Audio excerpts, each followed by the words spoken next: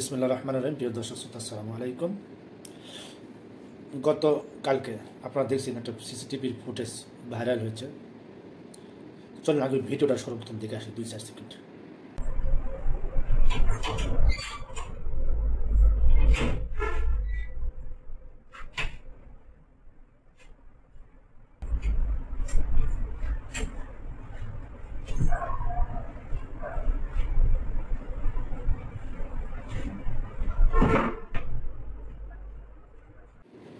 দেখলেন তো অবস্থাটা কি।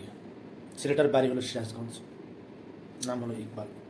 উনি বগুড়া শহরে একটা প্রতিষ্ঠানে তেলের পাম্পে ক্যাশিয়ার হিসেবে দায়িত্বে ছিল এবং তার সহকর্মী ওনার নাম হলো রতন।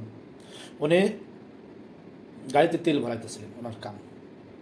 একসাথে থাকতেন, একই সাথে খাওয়া দাওয়া, চলাফেরা, ওঠা বসা।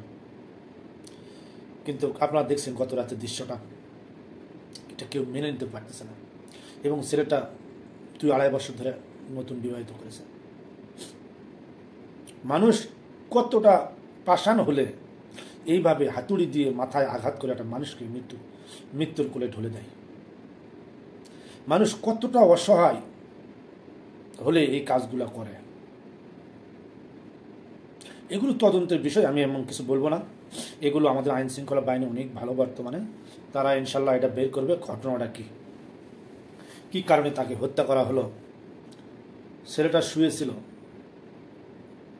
সে অন্য একটা ছেলের নাম হলো রতন। ও এসে সর্বপ্রথম আমাকে দরজা খুলে বাইরে যায়, সেখান থেকে একটু ঘোরাফেরা করে সাথে নিয়ে আসে একটা হাতুড় লোহা, নিয়ে এসে সরাসরি আঘাত করে মাথায়। আপনারা দেখেছেন, আমরাও দেখেছি।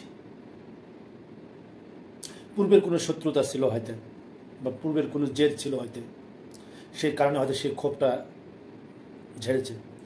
এখন মানুষের মধ্যে ক্ষোভ থাকে, এগুলো মেটে ফেলানোর দরকার।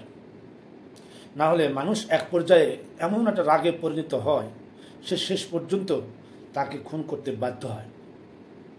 আসলে এগুলো আমাদের সমাজের রীতিনীতি, এগুলো আমাদের সমাজে, বগুড়াতে বর্তমানে আমাদের সমাজে কোটি কয়েক মানুষ, সমাজে হিংসুক মানুষগুলো আছে, এদের কারণে এই অবস্থা হইতেছে। এদের বিরুদ্ধে আইন শৃঙ্খলা বাহিনীর কঠোর পদক্ষেপ নেওয়া দরকার। প্রত্যেকটা গ্রামে, প্রত্যেকটা সমাজে এরকম হিংসুটে লোক আছে, যারা তুমি ভালো খাবা, ভালো পড়বা, বাসাবাড়ি বানাবা, তাদের সহ্য হয় না। এদেরকে এইরকম আইনের শাস্তির আওতায় আনা দরকার এদেরকে। তো ভিডিও লম্বা যাইতেছে, ছেলেটার জন্য সবাই দোয়া করবেন। ছেলেটার বাড়ি সিরাজগঞ্জ এবং পুলিশ ওখানে তদন্ত কর্মকর্তা এসেছে ঘটনাস্থলে। ইনশাল্লাহ এটা মামলা হবে এবং তদন্ত পর্যায়ে আছে, এই জন্য তারা বিশেষ কিছু ফাঁস এখনও করেনি। তবে ছেলেটি মারিছে, সেই ছেলেটি এখন পলাতক অবস্থায় আছে। সিআইডি অনেক চেষ্টা করছে ধরার জন্য, ইনশাল্লাহ অবশ্যই ধরা পড়বে আইন শৃঙ্খলা বাহিনীর হাতে। ধন্যবাদ সবাইকে, আল্লাহ হাফেজ।